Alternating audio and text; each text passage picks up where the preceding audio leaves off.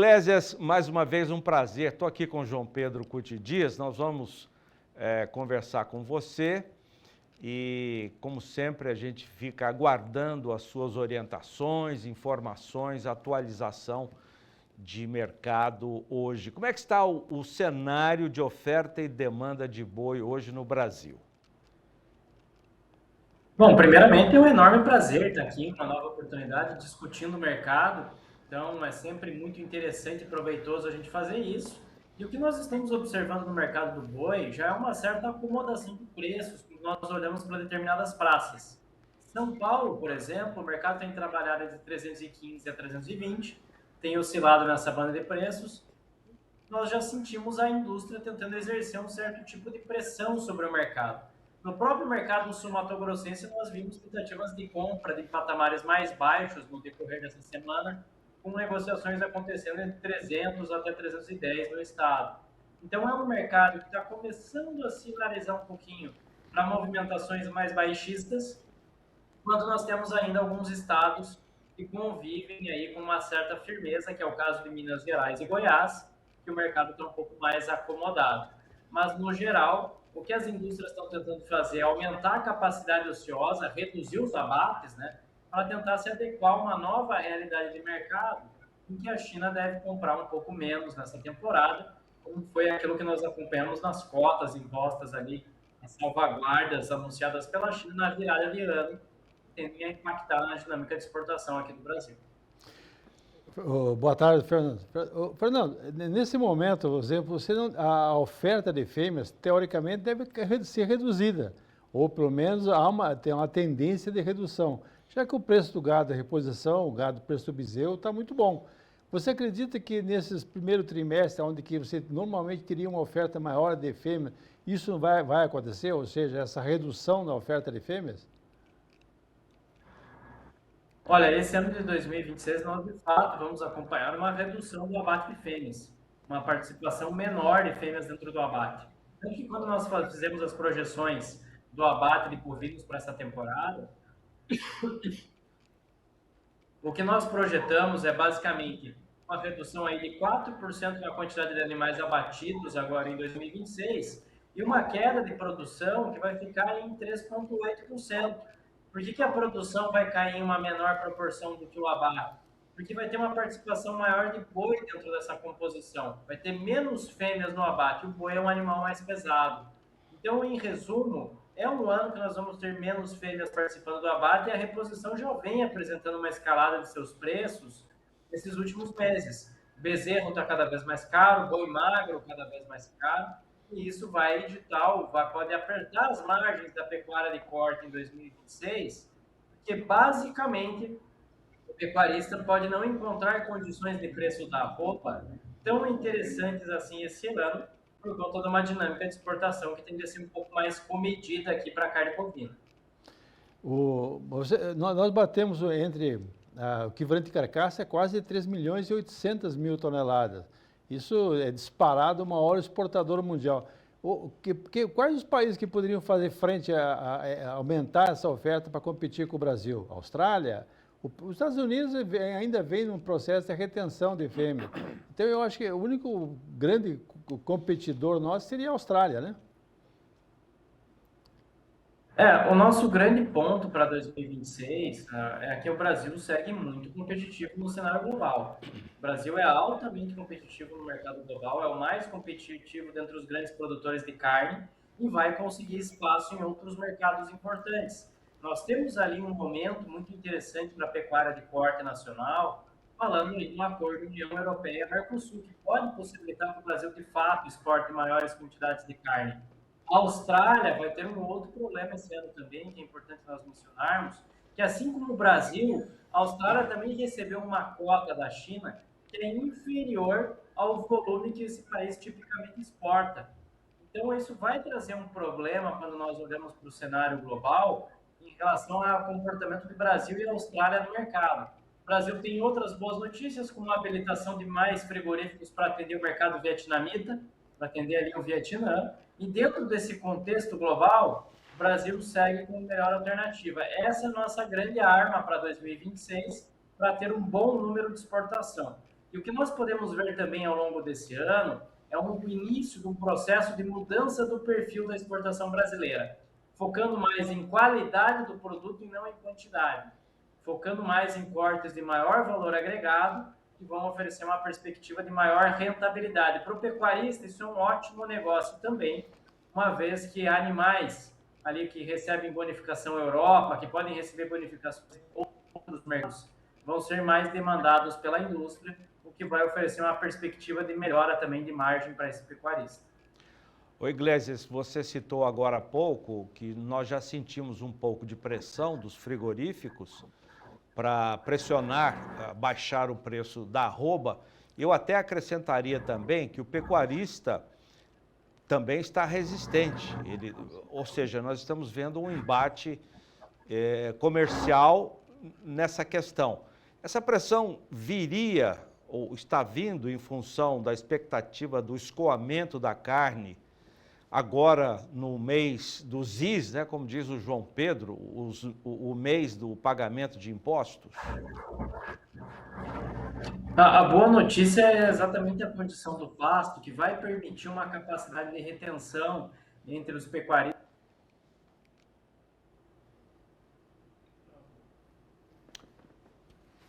João, vamos aguardar a retomada do contato com o Fernando Iglesias, que é analista de safras e mercado, que está trazendo essa informação importante.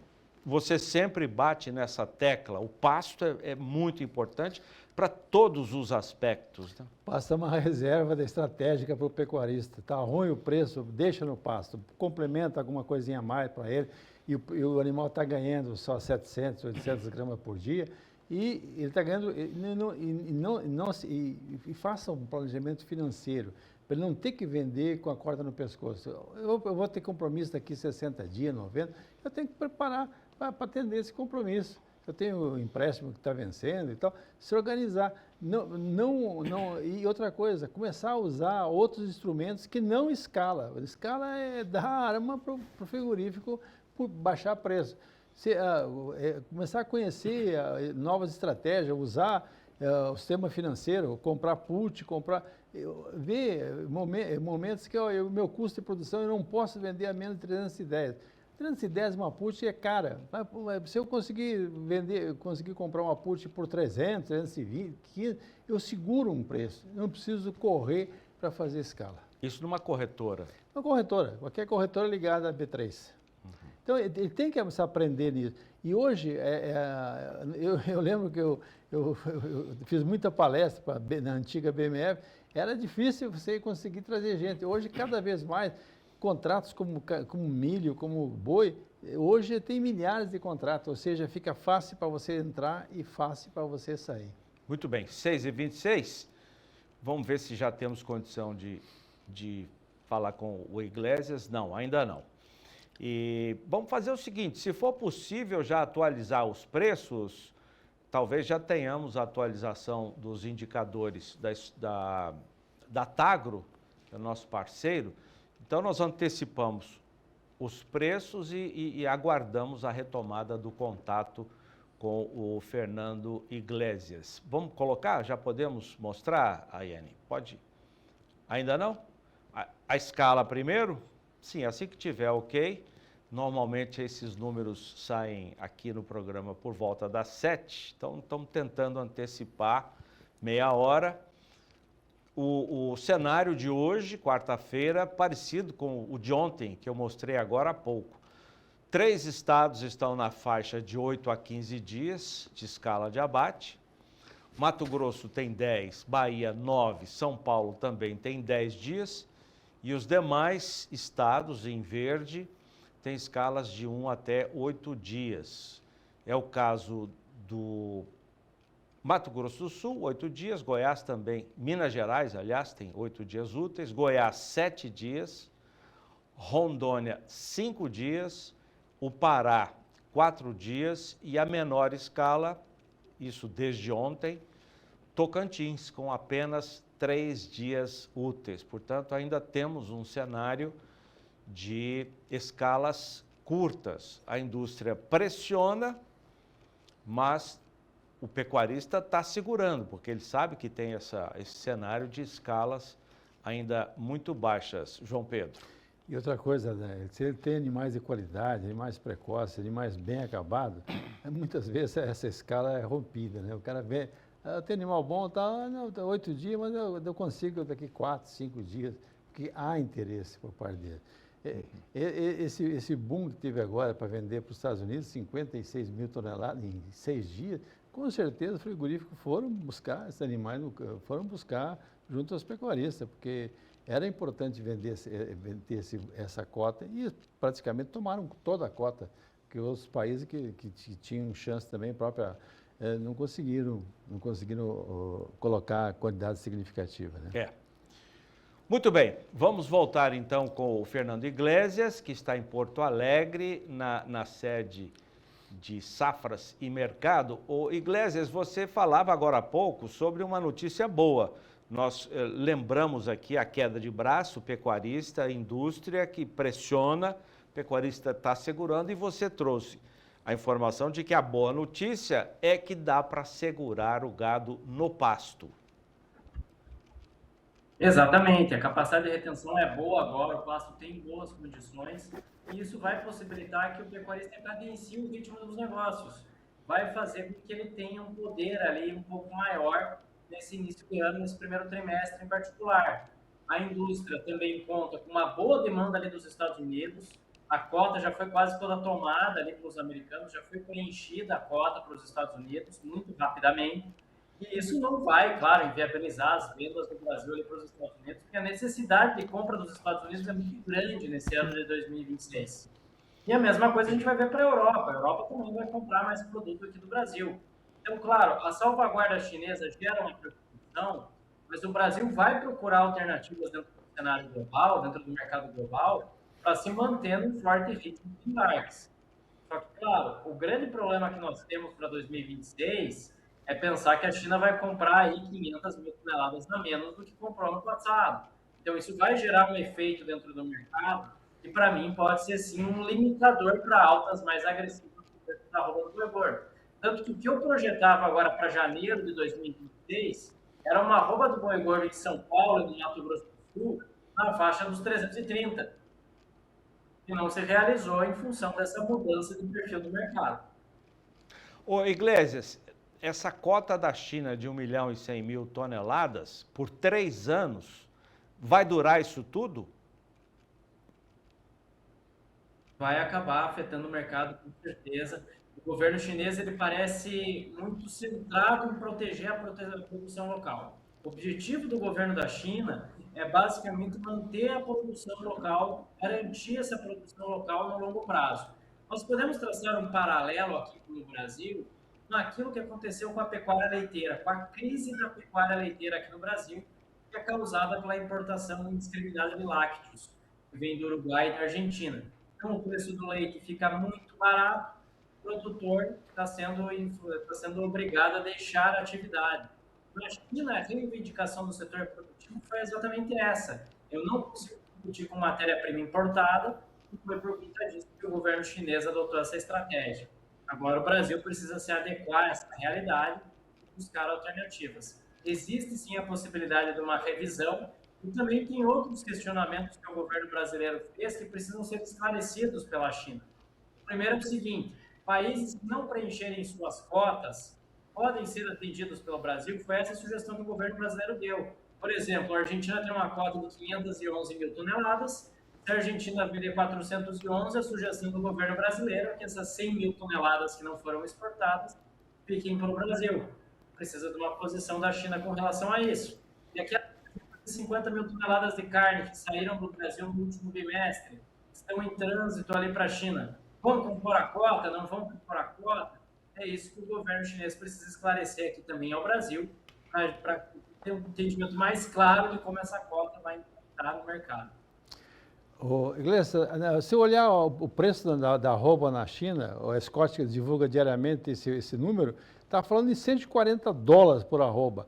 Com certeza, e eles produzem o quê? 6 milhões e meio, 7. E eu tenho certeza que grande parte disso é descarte de vaca leiteira. O consumidor chinês que começou a aprender a comer uma carne de boi com menos de 30 meses, macia, suculenta, será que ele não vai haver uma certa reação do consumidor a hora que tiver que pagar mais caro pela carne brasileira em função do tarifaço ou questão de não ter produto em função da cota? Bom, a China deve sofrer com um processo inflacionário grave para a carne bovina ao longo desse ano. É o mais provável, é o ambiente mais provável lá no mercado chinês. E esse, na verdade, é uma expectativa que o próprio governo da China tem com relação a isso. O que a China tem a favor dela para conseguir manter essas cotas tão restritivas? É basicamente uma suinocultura que está produzindo em níveis recorde nessa temporada. São mais aí de 57 milhões de toneladas de carne suína, e a expectativa é que isso seja um importante ponto de controle dos preços internos ali na China. Se o preço da carne bovina começar a subir demais, o consumidor chinês vai ser estimulado a consumir carne suína, vai passar a consumir mais ativamente ali a carne suína. Então esse é um argumento interessante para nós acompanharmos como é que a China vai trabalhando essas questões de segurança alimentar, mesmo no ambiente ali que ela está correndo o risco de conviver com preços mais altos de carne bovina. Quero lembrá-los aqui que a suinocultura chinesa está deficitária nesse momento. Então, direcionar parte desse consumo para carne suína não vai ser algo necessariamente ruim para a China, para as estratégias chinesas de segurança alimentar. Então, é nisso que a gente precisa ter um entendimento também. O governo chinês vai adotar estratégias que sejam mais interessantes para manter a segurança alimentar da sua população e garantir uma produção relevante no curto e no médio prazo. Lembrando aí que a China é o terceiro maior produtor de carne bovina, tem uma produção relevante e eles querem se manter aí por um certo grau de autossuficiência, por isso estão tentando proteger a produção local. Ô Iglesias, como é que está o trabalho hoje da cadeia pecuária do Brasil? Falo das indústrias exportadoras, a ABIEC, a Abrafrigo, o Ministério da Agricultura e pecuaristas. Como é que está o trabalho hoje para reverter ou reduzir os impactos negativos para a cadeia aqui no país? Há uma coesão? Você citou aí que a cota que poderá faltar carne para a China, e há muita gente falando em triangulação também. O que se tem de concreto nisso? Bom, a triangulação é bastante possível, tá? Pensando que a Argentina e o Uruguai não têm condições plenas de atender essa cota chinesa. É muito provável que eles ampliem as compras aqui do Brasil e redirecionem produto ali para o mercado chinês. A mesma coisa pode acontecer em relação à Austrália. A Nova Zelândia tem uma cota que é superior ao volume que tipicamente ela exporta para a China, e a Austrália pode fazer esse trânsito ali, mandar produto para a Nova Zelândia mandar produto para o mercado chinês. Então essas triangulações podem de fato acontecer. Teve uma reunião da ABIEC junto ao governo essa semana, e eles estão pedindo crédito para ajudar o setor ali a superar esse momento desafiador. Quer queira, quer não, é um momento que vai gerar um desafio adicional para o setor, vai gerar um desafio para o nosso setor carnes que vai precisar de adaptação. Nós temos a expectativa de abertura de novos mercados ao longo desse ano, Japão, Coreia do Sul, a própria Turquia é uma possibilidade, ampliação das vendas para a União Europeia, para os Estados Unidos, expandir mercado ali para Vietnã, para Filipinas. São estratégias interessantes que vão reduzir a dependência que nós temos hoje em relação à China e podem contribuir para um processo que não seja tão sofrido assim, não seja tão sentido pelo país. Mas, claro, há uma preocupação em torno da importância do que a China representa para o Brasil. É metade da exportação brasileira, é 50% do volume de exportação do Brasil, e qualquer decisão tomada pela China é, de fato, muito impactante aqui para a nossa pecuária. Ô Iglesias, vamos falar de 2026, perspectivas para esse ano. Fala-se em redução nas ofertas de carne, nos abates de bovino. Qual é o dimensionamento dessa expectativa de redução de rebanho e de produção de carne? Bom, aqui no Safras e Mercado, nós fechamos a nossa estimativa, o nosso número de 2025 de abates, em 41,2 milhões de cabeças de gado. para 2026, nós estamos imaginando um abate de pouco mais de 39 milhões de cabeças de gado. É um abate representativo, é um bom número de abate, mas representa uma queda de 4% na comparação com o ano passado. O ciclo pecuário está em processo de inversão aqui no Brasil e muito provavelmente nós veremos sim um abate menor nessa temporada na comparação com o anterior. E é isso que vai ajudar a dar firmeza aos preços pecuários aqui no Brasil. Uma disponibilidade menor de gado para abate vai contribuir ali para o mercado ter mais firmeza, apesar dessa perspectiva de retração das exportações de carne bovina. A boa notícia que nós temos aqui também para falar para o pecuarista que está aqui nos acompanhando é que basicamente o Brasil trabalha muito bem por essa abertura de novos mercados e vai aumentar o leque de possibilidades. Também é um ano de Copa do Mundo, ano que estimula esse tipo de evento, estimula o consumo. Da mesma maneira que também é um ano de eleições, que é um outro evento importante que vai gerar um efeito positivo sobre a demanda. Então isso também vai contribuir para o ano da pecuária. A única coisa que a gente não pode esperar são altas muito contundentes, muito agressivas da arroba do boi gordo. Aquela arroba de R$400 parece muito mais distante de um horizonte próximo do que se imaginava. Seria possível num ano de uma exportação muito mais agressiva, que era a projeção inicial para 2026. Nos próximos meses, o mercado futuro do boi gordo, nós mostramos agora há pouco, a projeção é de uma arroba 317, agora para fevereiro, até 320 em maio. Como é que a gente interpreta isso? Olha, na verdade, esse é um movimento atípico. Você percebe muita proximidade entre os contratos do primeiro semestre. Estão todos muito próximos. Você percebe uma arroba ali no contrato janeiro entre o contrato julho, com um spread muito pequeno, pouco representativo. Eu preciso lembrar aqui que segundo trimestre do ano é um período que normalmente é marcado por mais oferta, pelo auge da safra do boi gordo, e a gente pode ver quedas mais pronunciadas nesse período em função do aumento do desgaste do pasto. Agora, no primeiro trimestre, o pecuarista tem mais capacidade de segurar esses animais, de cadenciar o ritmo dos negócios. Para o segundo trimestre, isso muda. Conforme o mercado futuro for oferecendo oportunidades, é uma boa alternativa você comprar puts ou operar ali no mercado futuro para se proteger da queda dos preços que costuma acontecer durante o mês de maio. Eu estou entrando aí no meu 17º ano acompanhando o mercado do boi gordo, mercado agropecuário, e apenas em 2 desses anos a arroba do boi gordo não caiu durante o mês de maio. Então, tendo essa previsibilidade em relação a esse fator sazonal, é interessante para o pecuarista se proteger contra quedas mais robustas de preço durante aí esse período. Esses países que pagam um preço melhor para a nossa carne, especialmente os países da União Europeia, que nós estamos conseguindo aumentar as exportações para a Itália, para a Espanha, para a Holanda, aqueles países lá, porque lá custa a carne está muito cara para o consumidor europeu, e o Brasil tem uma carne boa a um preço bastante razoável. Porém, o lobby dos franceses, o lobby dos irlandeses, pressiona muito. Até o próprio acordo do Brasil-União Europeia, aliás, Mercosul e União Europeia, volta e meia está em xeque nisso aí. Você acha que nós vamos conseguir voltar a ter números melhores vendendo para a União Europeia? Eu não consegui ouvir essa pergunta, cortou bastante o áudio. Se puderem repetir para mim, por favor, eu agradeço. O que eu estava comentando é que a União Europeia, o preço médio que nós vendemos para eles é bem melhor que a média nossa aqui. Itália, Espanha, Holanda, etc. Porém, há uma pressão muito grande por parte dos franceses e dos irlandeses. Eles têm um custo muito alto de carne e fazem pressão.